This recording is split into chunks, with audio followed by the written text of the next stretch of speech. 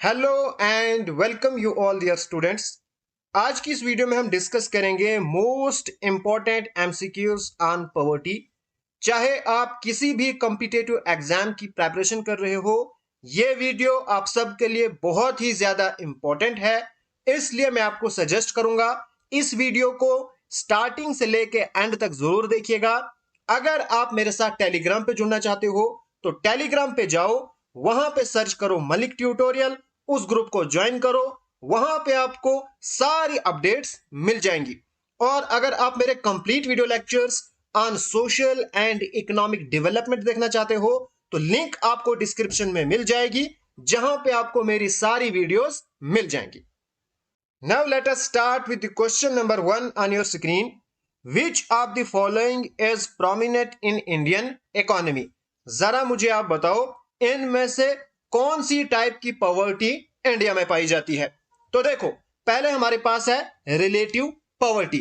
Relative poverty को आप simple term में कह सकते हो, जब हम इनइक्वालिटी ऑफ इनकम की बात करते हैं, यानी जब हम दो इंडिविजुअल या दो क्लासेस को लेते हैं, इनके बीच में कंपैरिजन करते हैं, देखते हैं इनमें कौन ज्यादा पुअर है। ठीक है, तो रिलेटिव पॉवर्टी आपको दुनिया के हर कोने में मिलेगा। लेकिन जो हमारे पास एब्सोल्यूट पॉवर्टी है, एब्सोल्यूट पॉवर्टी का मतलब है कि जिन लोगों को जो बेसिक नेसेसिटीज है, यानी रोटी कपड़ा मकान, उनके लिए भी पैसे नहीं है, यानी जो दिन के 3 टाइम का खाना है वो भी उनको नहीं मिलता है, तो उसको हम क्या कहते हैं? Absolute poverty. अब जो हमारे पास पॉवर्टी लाइन है ना, वो मेजर करती है एब्सोल्यूट पॉवर्टी को। ठीक है, और एब्सोल्यूट पॉवर्टी कहीं पे ज्यादा होती है एंड कहीं पे कम होती है, और इसी को मेजर भी किया जाता है। तो इंडिया में आपको रिलेटिव पॉवर्टी भी मिलेगी एंड एब्सोल्यूट पॉवर्टी भी मिलेगी। Hence C option is the correct answer. Next question, in India absolute poverty is measured with reference to.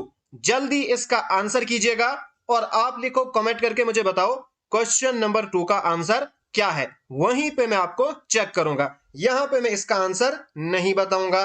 Next question, poverty continues to persist in India because of. जरा आप मुझे बताओ, India में poverty के क्या क्या काजेज है?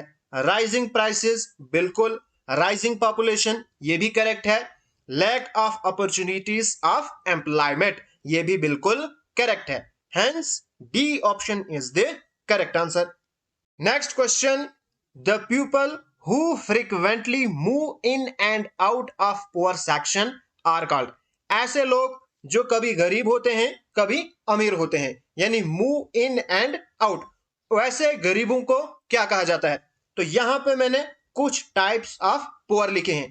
पहला क्रोनिक पुअर, जो कि हमेशा कांस्टेंट लिव्स ऑफ पॉवर्टी, यानी जो हमेशा गरीब ही रहते हैं। जैसे यहां पे मैंने एग्जांपल दी है कैजुअल वर्कर्स। ठीक है, फिर हमारे पास है चार्निंग पुअर। अब जो चार्निंग पुअर है ना, ये कभी गरीब होते हैं कभी अमीर होते हैं, यानी जैसे सीजनल वर्कर्स, जब उनको काम मिलता है तो समझो वो अमीर है, उनके पास सारे पैसे हैं, लेकिन जब काम खत्म हो गया तो क्या हो गए? गरीब बन गए। फिर ट्रांजिएंट पुअर। ट्रांजिएंट पुअर क्या होता है? जो ज्यादातर टाइम अमीर होते हैं यानी अच्छे होते हैं, but due to bad luck वो कुछ टाइम के लिए क्या बन जाते हैं? गरीब बन जाते हैं। ठीक है, तो उनको हम क्या कहते हैं? Transient poor. तो यहां पे हमारे पास करेक्ट आंसर क्या आएगा? ए ऑप्शन, यानी churning poor. Next question, human poverty index measures the deprivation as a composite index of. Now जो ह्यूमन पॉवर्टी इंडेक्स है, इसको डेवलप किया था यूनाइटेड नेशन ने, एंड इसको इस्तेमाल किया जाता था as an indication of poverty of community, लेकिन before multi dimensional poverty index. जब मल्टी डायमेंशनल पॉवर्टी इंडेक्स का कॉन्सेप्ट आया इन द ईयर 2010, फिर इसका रेलेवेंस खत्म हो गया। नाउ ह्यूमन पॉवर्टी इंडेक्स में कौन कौन से एलिमेंट्स होते थे? इसमें हमारे पास होता था longevity, knowledge and standard of living. ठीक है, hence D option is the correct answer. Next question, Aam Aadmi Bima Yojana provides social security to. Now जितने भी पॉवर्टी एलिवेशन प्रोग्राम्स हैं उनके बारे में आपको पता होना चाहिए, बहुत इंपॉर्टेंट है। और ये जो योजना है ये कुछ महीनों पहले थोड़ी न्यूज में रही है, तो हो सकता है यहां से क्वेश्चन पूछा जा सकता है। तो जरा मुझे आप बताओ, जो आम आदमी बीमा योजना है ये किनको सिक्योरिटी प्रोवाइड करती है? तो इसका करेक्ट आंसर है all landless labour living below poverty line in rural areas. ठीक है, ये आपको याद रखना है, लैंडलेस लेबर, और कहां पे? जो बिलो पॉवर्टी लाइन है, कहां पे? रूरल एरियाज में। ठीक है, hence B option is the correct answer. Now थोड़ा सा हम इसके बारे में जानेंगे। जो आम आदमी बीमा योजना है इसको लॉन्च किया था 2 अक्टूबर 2007 को। ठीक है, एंड ये क्या करता है? ये प्रोवाइड करता है इंश्योरेंस कि ये किसके थ्रू? जो गवर्नमेंट है किसके थ्रू इंश्योरेंस प्रोवाइड करता है? Life insurance corporation of India. और किसके लिए? Death and disability cover to person. कहां से कहां तक? 18 ईयर से लेके 49 ईयर्स तक। ठीक है, एंड किन किन को प्रोवाइड किया जाता है? Identified vocational occupational groups. ठीक है, and rural landless house hold. Okay, and यहां पे थोड़ा सा डेटा है, एक नजर मार देना, ज्यादा इंपॉर्टेंट नहीं है, सिर्फ आपको पता होना चाहिए ये किसके रिलेटेड है। ठीक है, बाकी डेटा थोड़ा सा देख लेना, ज्यादा इंपॉर्टेंट नहीं है। Next question, what was the aim of Antyodaya programme? जरा मुझे आप बताओ, अंत्योदय प्रोग्राम का एम क्या है? बहुत बार आपने सुना होगा अंत्योदय राशन कार्ड होते हैं। ठीक है, तो जरा आप मुझे बताओ अंत्योदय प्रोग्राम का एम था क्या? तो इसका करेक्ट आंसर है helping the poorest among poor. यानी पहले हमने पुअर ढूंढने हैं, फिर पुअर में जो पुअरेस्ट है उनकी हेल्प करना। ठीक है, hence D option is the correct answer. Now हम थोड़ा सा इस योजना के बारे में डिस्कस करेंगे, बिकॉज कुछ महीने पहले यह भी काफी न्यूज में रही थी। इसका फुल नेम क्या है? दीनदयाल अंत्योदय योजना, नेशनल लिवलीहुड्स मिशन। ठीक है, ये एक पॉवर्टी रिलीफ प्रोग्राम है गवर्नमेंट ऑफ इंडिया का, एंड इसका जो पहला नाम था वो था आजीविका नेशनल रूरल लिवलीहुड मिशन, और इसका जो रिनेम है वो 2015 में किया गया था। और ये जो प्रोग्राम है इसको पार्शली, यानी मतलब आप समझो 50% या जितना भी है, पार्शली सपोर्ट किया था वर्ल्ड बैंक ने। सिर्फ आपको याद रखना है, हो सकता है एग्जामिनेशन में पूछा जाए कि जो दीनदयाल अंत्योदय योजना है इसको पार्शली किसने सपोर्ट किया है, तो आपने लिखना है वर्ल्ड बैंक। ओके, और इसका मेन एम क्या है? जो रूरल पुअर है इनकी इनकम को इंक्रीज करना, यानी जो पुअरेस्ट अमंग पुअर है उनकी इनकम को इंक्रीज करना, उनको प्रमोट करना। एंड यहां पे एक इंपॉर्टेंट पॉइंट है, इन द ईयर 2021 जो यूनियन कैबिनेट है उन्होंने एक स्पेशल पैकेज अप्रूव किया ऑफ RS 520 करोड़। किसके लिए?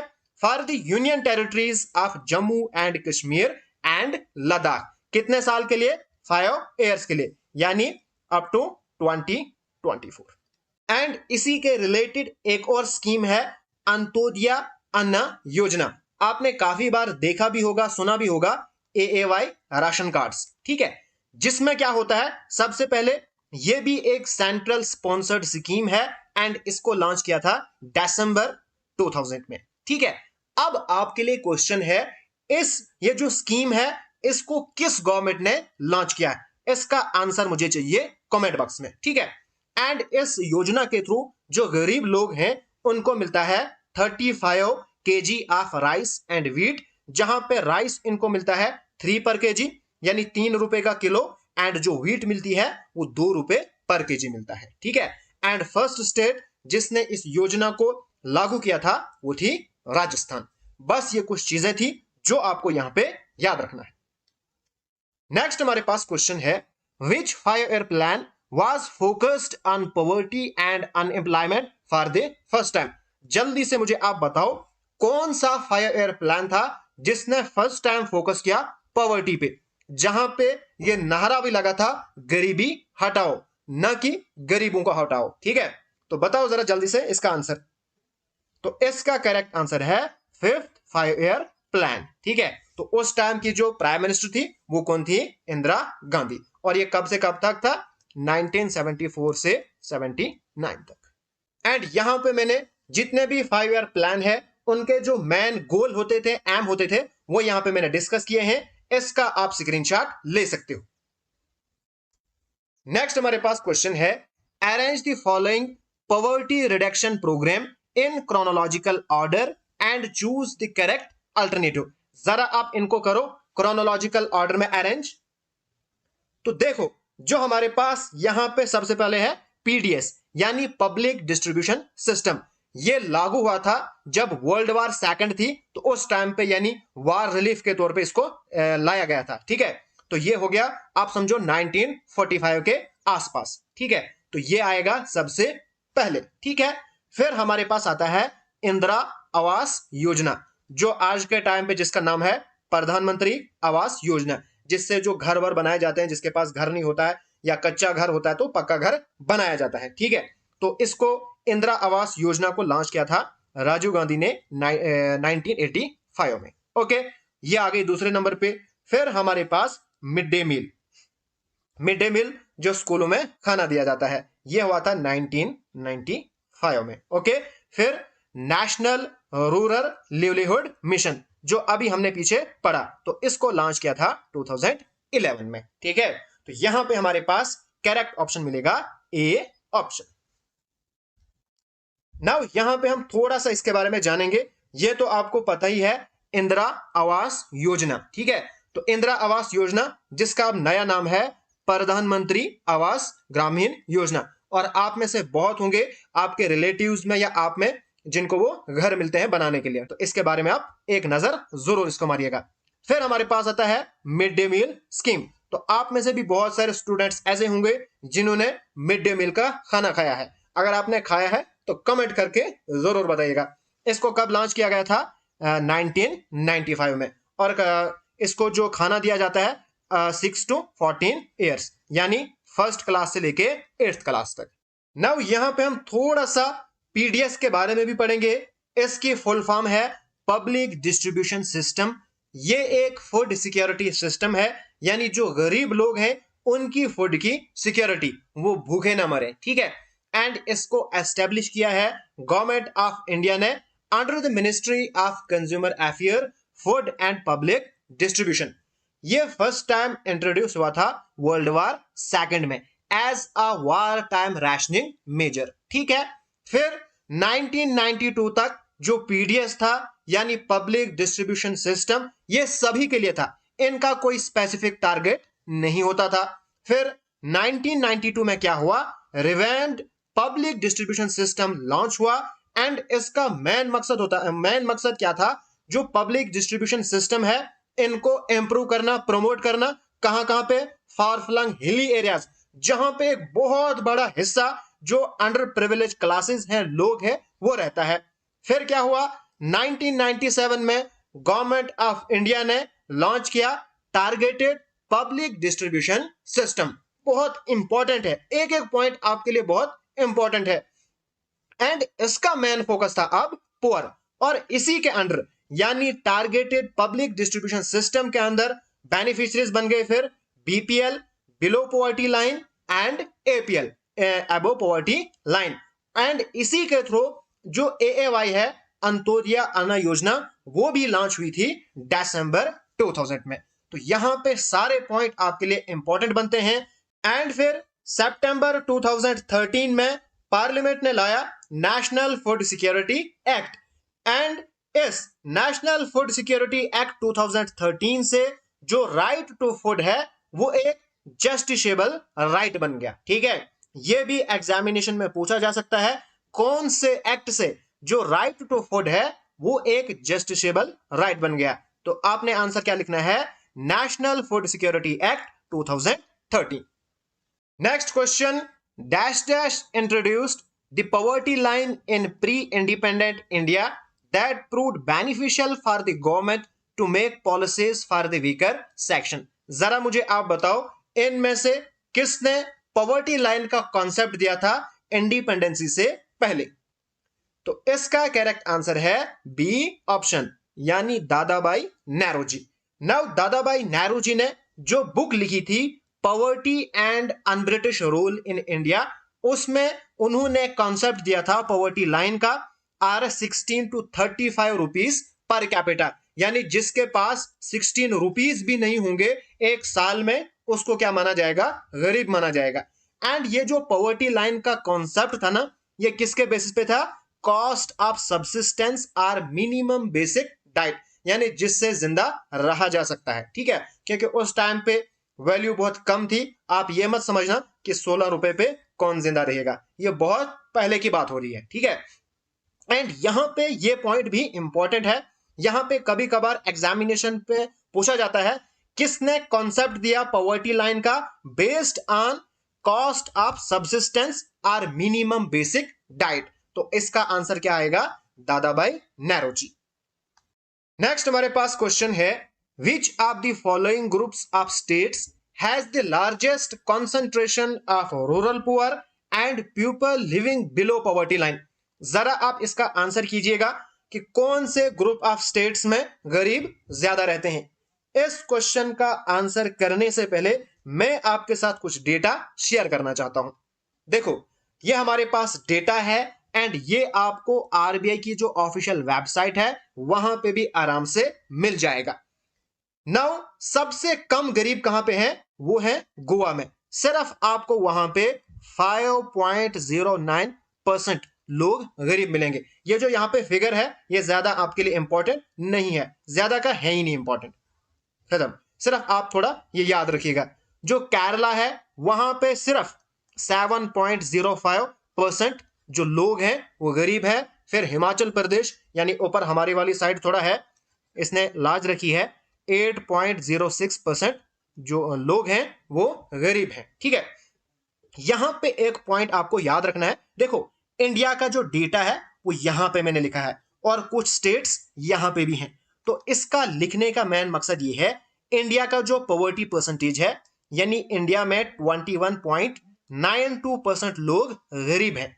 एंड ये जो स्टेट्स हैं, यहां से ऊपर जितनी भी स्टेट्स हैं, यहां पे जो नेशनल लेवल की जो परसेंटेज है ना, वहां से कम परसेंटेज है। इंपॉर्टेंट है, कभी कभार एग्जामिनेशन में पूछा जाता है कि कौन कौन सी स्टेट है जहां पे जो इंडिया के एक नेशनल लेवल पे जो परसेंटेज है पॉवर्टी की उससे कम है, तो ये वाली स्टेट्स आएंगी। ठीक है, एंड जहां पे इंडिया की जो परसेंटेज है वहां से भी ज्यादा है, तो वहां से ज्यादा फिर यहां पे आएगा। और ये आपको दिखती है, देखो उत्तर प्रदेश कौन सी बुरी हालत है वहां पे, मध्य प्रदेश, ठीक है, यहां पे मुझे लगता है आसाम के बारे में थोड़ा आपको पता नहीं होगा, उड़ीसा में तो भी पता है आपको, बिहार में भी आपको पता है, फिर अरुणाचल प्रदेश हिली स्टेट है, मणिपुर यहां पे भी आपको पूरा पता है, एंड यहां पे जो तेलंगाना है इसका डेटा अवेलेबल नहीं है, ये खाली है। बाकी छत्तीसगढ़, झारखंड ये सब आपको पता है, बिना आपको मतलब याद हो जाएगा, कोई टेंशन नहीं लेनी है आपने।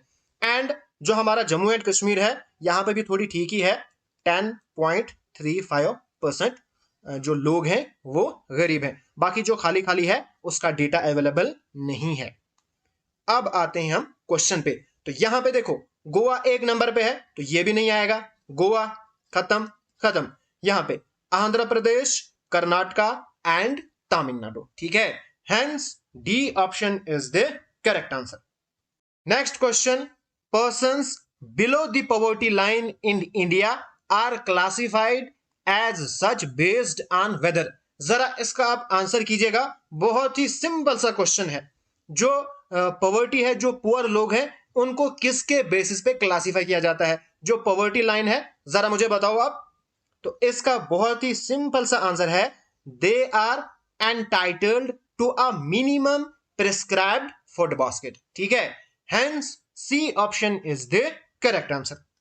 Next question, which of the following committees recommended a poverty line based on nutritional requirements exclusively? जरा आप इसका आंसर कीजिए, मुझे बताइए इनमें से कौन सी कमेटी ने रिकमेंड किया जो हम पॉवर्टी लाइन बनाएंगे वो किसके बेस पे होनी चाहिए? Nutritional requirement. यहां पे हम थोड़ा सा पहले बात करेंगे V M Dandekar and N Rath committee, जो बनी थी 1971 में, एंड इन्होंने first systematic assessment of poverty की थी इंडिया में। ठीक है, and according to this committee जो पॉवर्टी लाइन है वो हम कैसे बनाएंगे? वो होनी चाहिए based on expenditure that was adequate to provide 2250 calories, या इस पॉवर्टी लाइन को हम एक्सपेंडिचर बेस्ड पॉवर्टी लाइन भी कहते हैं। अगर एग्जामिनेशन में पूछा जाए एक्सपेंडिचर बेस्ड पॉवर्टी लाइन का कॉन्सेप्ट किसने दिया, आपने क्या कहना है, वेएम धंधीकार एंड एनरथ कमेटी। एक हो गई हमारे पास। सेकंड, अलगा कमेटी, ये बनी थी 1979 में, एंड इन्होंने जो कॉन्सेप्ट दिया पॉवर्टी लाइन का वो था nutritional requirement and related consumption expenditure. यानी सिंपल में अगर आप कहोगे न्यूट्रिशनल रिक्वायरमेंट जो पॉवर्टी लाइन है वो होनी चाहिए, तो यहां पे हमारे पास जो करेक्ट ऑप्शन आएगा वो आएगा A option. Next question, which expert group on poverty suggested including education and health in the poverty line basket along with food? कौन सी कमेटी ने ये रिकमेंड किया जो पॉवर्टी लाइन होनी चाहिए उसमें इंक्लूड होना चाहिए expenditure on education and health? तो इसका करेक्ट आंसर है तेंदुलकर कमेटी। नव जो तेंदुलकर कमेटी है ये बनी थी 2009 में, एंड इनको एक काम दिया गया था कि आपने रिव्यू करना है, जो भी शॉर्टकमिंग है प्रीवियस मेथड्स में उनको आपने देखना है। यानी कभी कभार एग्जामिनेशन में यह भी पूछा जाता है कौन सी कमेटी को कॉन्स्टिट्यूट किया गया था to review the shortcoming of previous methods. ठीक है, फिर इन्होंने क्या किया, इन्होंने देखा एब्सोल्यूट कंजप्शन पैटर्न, यानी जो कंजप्शन पैटर्न है वो काफी आउटडेटेड है, वो लिया गया था 1973-74 के पॉवर्टी लाइन बास्केट से। तो ये काफी ओल्ड हो चुका था, अब टाइम आया था इसको चेंज करना। ठीक है। Second thing, inflation adjustment. अब उस टाइम पे प्राइसेस कुछ और थी, अगर हम बात करेंगे 2009 की तो उस टाइम पे प्राइसेस कुछ और थी, तो इसके बारे में भी उन्होंने डिस्कस किया। फिर हेल्थ एंड एजुकेशन एक्सपेंडिचर, इसके बारे में भी उन्होंने डिस्कस किया। एक्चुअल में इससे पहले क्या होता था, जो हेल्थ एंड एजुकेशन है ना, इसका जो एक्सपेंडिचर का जिम्मा होता था ये गवर्नमेंट के पास होता था, लेकिन जब प्राइवेटाइजेशन आ गई तो ये सारा खत्म हो गया, अब इसको भी इंक्लूड करना था। तो इसने क्या किया, इसने कुछ रिकमेंडेशन की, जिसमें फर्स्ट है shift from calorie consumption based poverty estimation. पहला जो इंपॉर्टेंट पॉइंट है कि जो तेंदुलकर कमेटी है इन्होंने बोला जो कैलोरी कंजप्शन बेस्ड पॉवर्टी हम कैलकुलेट करते हैं इसको खत्म करो। उसके बाद इन्होंने क्या किया, हमें कैलकुलेशन करनी है based on consumption of items. जो इंपॉर्टेंट आइटम्स जो हम डेली लाइफ में कंज्यूम करते हैं उनको हम कैलकुलेट करेंगे, जैसे सीरियल्स है, पल्सेस है, मिल्क है, edible oil and so on. ठीक है, यानी जो कैलोरी कंजप्शन है ये खत्म हो गया। कभी कभार एग्जामिनेशन में ये भी पूछा जाता है कि भाई जो कैलोरी कंजप्शन है ये कब खत्म किया, ये किसने रिकमेंड किया कि इसको खत्म करो। फिर यूनिफॉर्म पॉवर्टी लाइन बास्केट। अगर हम बात करेंगे अलगा कमेटी की तो इन्होंने अलग अलग बनाई थी। जो पॉवर्टी लाइन बास्केट था रूरल एरियाज के लिए अलग था एंड अर्बन एरियाज के लिए अलग था, लेकिन फॉर द फर्स्ट टाइम जो यूनिफॉर्म पॉवर्टी लाइन बास्केट है वो तेंदुलकर कमेटी ने बनाया था फॉर 2004 एंड 5, जिसमें उन्होंने क्या लिया 446.68 per capita per month rural areas के लिए एंड अर्बन एरियाज के लिए 578.80। ठीक है, एंड इन्होंने जो हेल्थ एंड एजुकेशन है इसके ऊपर जो एक्सपेंडिचर है इन्होंने इसको रिकमेंड किया कि इसको आपने इंक्लूड करना है। फिर price adjustment procedures. Price adjustment procedure में इन्होंने बोला कि हमें पॉवर्टी लाइन को एडजस्ट करना है according to changing price. Okay, फिर हमारे पास आता है मिक्स्ड रेफरेंस पीरियड, इसको मैं थोड़ा सा आगे समझाऊंगा। एंड जो तेंदुलकर कमेटी है इन्होंने कंप्यूट की poverty line for 2004 and 5। Okay, and जो परचेसिंग पावर पैरिटी थी in term of RS 33 per day. Now ये परचेसिंग पावर पैरिटी क्या होता है मैं आपको एक सिंपल लैंग्वेज में समझाऊंगा। यहां पे है RS 10 रुपए।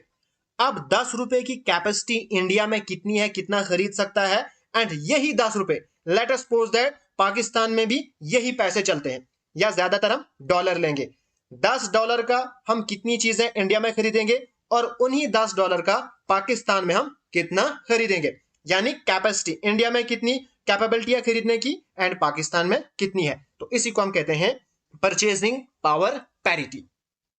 नाउ यहां पे मैंने बात की थी, ये जो हमारे पास है मिक्स्ड रेफरेंस पीरियड, एक होता हमारे पास mixed reference period and second हमारे पास uniform resource period. Uniform resource period में क्या होता था, जो पॉवर्टी लाइन है उसको मतलब कैलकुलेट किया जाता था, एस्टिमेट किया जाता था एंड यहां पे क्या किया जाता था, जो पीपल है, जो लोग हैं, उनको पूछा जाता था अबाउट देयर कंजप्शन एक्सपेंडिचर, ठीक है। लेकिन मिक्स्ड रेफरेंस पीरियड में क्या हुआ एंड ये सिस्टम था 94 तक। फिर 1999 के बाद यानी 2000 के बाद ये हुआ, ये खत्म हुआ एंड एमआरपी आया, यानी मिक्स्ड रेफरेंस पीरियड, जिसमें क्या किया जाता था, विच measures consumption of 5 low frequency items, ठीक है, जहां पे बात होती थी clothing, footwear, durables, education and institutional health expenditure, ठीक है। बस ये इसमें और इसमें फर्क है। तो यहां पे हमारे पास करेक्ट आंसर है तेंदुलकर टास्क फोर्स, ठीक है। Hence C option is the correct answer. Next question, use of energy requirements यानी calorie as a measure of poverty in India was made for the first time by. अगर आपने ध्यान से video को देखा होगा आप इसका आंसर कर सकते हो, जरा आप इसका आंसर करो जल्दी से, मैं आपका वेट करता हूं। तो इसका करेक्ट आंसर है, जरा याद करो, 2250 कैलोरीज। कहां पे बात होती थी, तो वो बात हुई थी धांधीकार एंड रथ कमेटी में, ठीक है। Hence B option is the correct answer. Next question, as per the Lakdawala formula which among the following is accepted to estimate urban poverty. Now according to Lakdawala formula, अगर अर्बन पॉवर्टी हमें calculate करनी है, estimate करनी है, तो इनमें से किसका हम इस्तेमाल करते हैं, जरा आप इसका आंसर कीजिएगा। तो इसका करेक्ट आंसर है consumer price index industrial workers, ठीक है। Hence B option is the correct answer. Now अगर हम थोड़ा सा लग्डावाला कमेटी के बारे में पढ़ेंगे, ये बनी थी इन द ईयर 1993 एंड इन्होंने एज्यूम किया था जो basket of goods and services हम कैलकुलेट करते हैं जिससे हमें कंजप्शन का पैटर्न पता चलेगा, वो है consumer price index industrial workers, एक ये लिया था, दूसरा consumer price index agriculture labours. ये बहुत ही ज्यादा इंपॉर्टेंट दो चीजें हैं। एंड यहां पे एक और इंपॉर्टेंट चीज जो लग्डा वाले कमेटी है, इन्होंने फर्स्ट टाइम ये कहा था स्टेट स्पेसिफिक पॉवर्टी लाइन होनी चाहिए, यानी हर एक स्टेट की अपनी अपनी पॉवर्टी लाइन होनी चाहिए। ये यहां पे सबसे ज्यादा इंपॉर्टेंट पॉइंट है। फिर डिसकंटिन्यूइंग ऑफ स्केलिंग, यानी जो हम स्केल करते हैं पॉवर्टी को on the basis of national account statistics, उसको भी हमें खत्म करना है, ठीक है। एंड जो ऑलरेडी चल रहा था कैलोरी कंजप्शन, उन्होंने इसको सपोर्ट किया। Next question, which measure reflects the proportion of weighted component indicators in which on average poor people are deprived। देखो क्वेश्चन को प्रॉपरली आराम से पढ़ो। यहां पे क्वेश्चन क्या पूछता है, which measure reflect, कौन सा मेजर रिफ्लेक्ट करता है proportion of weighted component indicators, जहां पे हमें पता चलेगा एक गरीब कितना ज्यादा गरीब है। तो क्या आएगा इसका आंसर, इसका आंसर आएगा इंटेंसिटी ऑफ पॉवर्टी। मैंने जो मल्टी डायमेंशनल पॉवर्टी इंडेक्स है उसको पूरे डिटेल में समझाया है, लिंक आपको डिस्क्रिप्शन में मिल जाएगी, बहुत इंपॉर्टेंट है, जरूर आप उस वीडियो को देखिएगा। यहां पे बहुत इंपॉर्टेंट मैंने फैक्ट लिखा है, कभी कभार एग्जामिनेशन में ये पूछा जाता है, according to World Bank poverty line क्या है, 1.90 जो डॉलर है, purchasing power parity per day dollar के हिसाब से। फिर लोअर मिडिल इनकम ये 3.20 है एंड अपर मिडिल इनकम 5.50, यहां पे ये ना सबसे ज्यादा इंपॉर्टेंट बनेगा। फिर एशियन डेवलपमेंट बैंक, इसके अकॉर्डिंग पॉवर्टी लाइन में $1.51 पर पर्सन पर डे होना चाहिए, ठीक है। And according to Bombay plan, जिन्होंने बंबई प्लान बनाया था उनके हिसाब से Rs75 per capita per year, लेकिन ये बात हो रही है 1944। तो यहां पे हमारे पास सी करेक्ट आंसर है। और ये क्वेश्चन पूछा गया था जेएसए एग्जाम में, जहां पे ये जो बाहर से बॉक्स जैसा बना है ना, ये सारे क्वेश्चन जेएसए एग्जाम में आए हुए हैं। नेक्स्ट हमारे पास क्वेश्चन है the proportion of population who are multi dimensionally poor. यहां पे बहुत सारे बच्चे कंफ्यूज होते थे। पीछे हमने देखा वेट की बात हो रही थी, यहां पे हु यानी नंबर ऑफ पुअर की बात हो रही है। Who are multi dimensionally poor is known as, तो यहां पे हमारे पास जो करेक्ट ऑप्शन आएगा वो आएगा head count ratio. Next question, what did the Tendulkar committee suggested as a new methodology estimating poverty lines? ये क्वेश्चन भी जेएसए एग्जाम में पूछा गया था। जरा आप इन स्टेटमेंट को पढ़ो और मुझे आप आंसर करो। देखता हूं मैं कौन कौन आप में से आंसर कर पाएगा। जल्दी से जरा आंसर करो। ओके, तो यहां पे करेक्ट आंसर क्या आएगा? Includes the private expenditure on education and health in determination of poverty line. बहुत ही इजी क्वेश्चन था जिन्होंने पीछे से पढ़ा। Hence A option is the correct answer.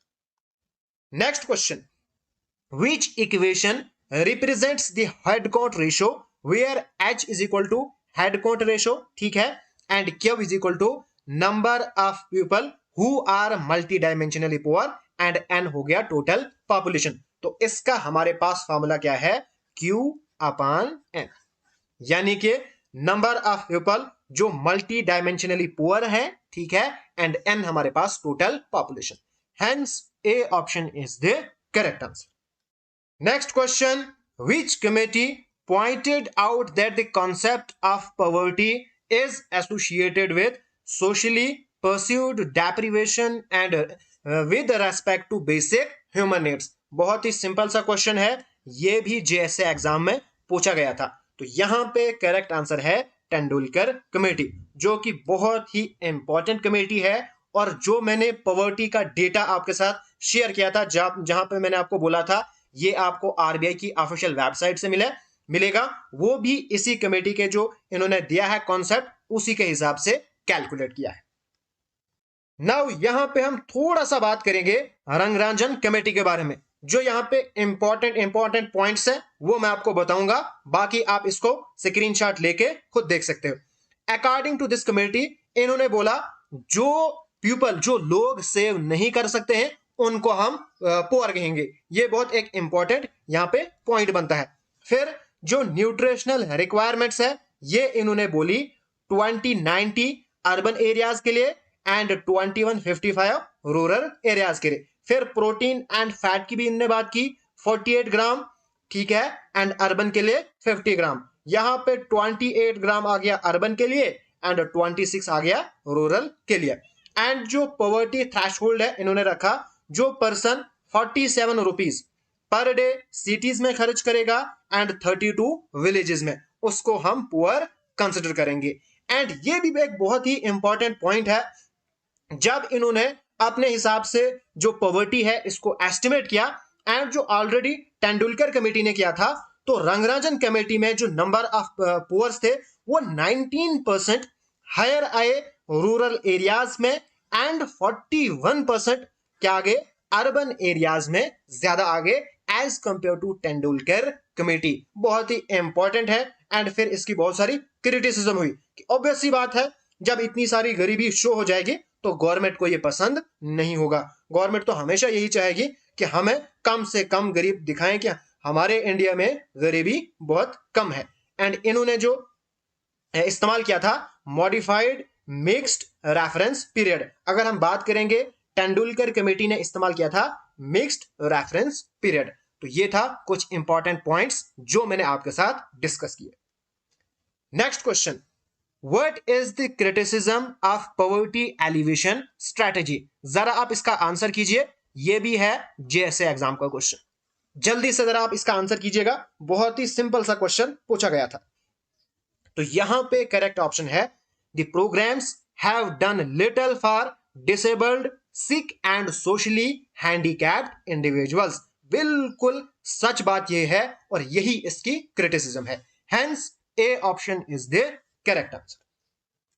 Next question, poverty gap is. Now poverty gap क्या है जरा आप मुझे बताओ। देखो यहां पे बहुत सारे बच्चे कंफ्यूज हो जाएंगे। Gap between rich and poor, इसको हम पॉवर्टी गैप नहीं कहेंगे, इसको हम एक इनकम इनइक्वालिटी कह सकते हैं, लेकिन पॉवर्टी गैप नहीं कहेंगे। पॉवर्टी क्या गैप क्या होता है, जो एक पॉवर्टी लाइन है वहां से कितना डिफरेंस है। अगर मेरी इनकम है 50 रुपए, यहां पे है 60 यानी 10 रुपए, इसी को हम गैप कहते हैं, पॉवर्टी गैप कहते हैं। यानी the difference between poverty line and actual income levels of all those living below that line. ठीक है, hence A option is the correct answer. Next question, और ये क्वेश्चन आया था यूपीएससी 2019 में। In a given year in India official poverty lines are higher in some states than in other because. जरा आप मुझे बताओ, जैसे मैं आपको एग्जांपल देता हूं, पॉवर्टी लाइन उत्तर प्रदेश, यहां पे समझो आप 50 रुपए पर डे। ओके, मैं एक ओवरऑल एक समझाने के लिए आपको ले रहा हूं। एंड फिर आप बात करो जे की, यहां पे है 100 पर पीपल। अब ऐसा क्यों होगा? ऐसा इसलिए होगा because of price levels vary from state to state. जो प्राइस लेवल है ये स्टेट टू स्टेट क्या करता है, वेरी करता है। ठीक है, तो हेंस हमारे पास 24 का करेक्ट आंसर है B option. Next question, poverty ratio in India has been falling, it implies that. Now जब पॉवर्टी रेशियो कम हो जाएगी इसका मतलब क्या है, जरा मुझे आप बताओ क्या होगा फिर। तो इसका करेक्ट आंसर है, सिंपल सा क्वेश्चन है, the number of persons living below poverty line have decreased. जो बीपीएल में रहते हैं, बिलो पॉवर्टी लाइन में रहते हैं, जब वो कम होंगे जो पॉवर्टी रेशियो है वो भी कम होगी। ठीक है, hence A option is the correct answer. Next question, mitigating poverty in western Rajasthan programme is supported by. Now जो mitigating poverty in western Rajasthan था, ये एक पॉवर्टी एलिवेशन प्रोग्राम था जो कि 2007 में लॉन्च किया। और ये किसने किया था, किसने सपोर्ट किया था? International fund for agriculture development and Ratan Tata trust. ये जो क्वेश्चन है ये कहीं ना कहीं प्रीवियस एग्जाम में आ चुके हैं, hence C option is the correct answer. Next question, which of the followings fixes the poverty line in India. जरा मुझे आप बताओ, इन में से कौन सा इंडिया में पॉवर्टी लाइन फिक्स करता है? तो वो हमारे पास है नीति आयोग। इससे पहले प्लानिंग कमीशन थी, अब NITI Aayog. And NITI Aayog he estimate भी करती है पॉवर्टी। जो एस्टिमेशन है वो कौन करता है? नीति आयोग ही करता है। Hence D option is the correct answer. Now आज की वीडियो यहीं पे खत्म होती है। अगर आपको ये वीडियो पसंद आए तो प्लीज एक रिक्वेस्ट है, इस वीडियो को लाइक जरूर कीजिएगा। अगर अभी तक आपने मेरा चैनल सब्सक्राइब नहीं किया तो सब्सक्राइब जरूर कीजिएगा। Thanks for watching.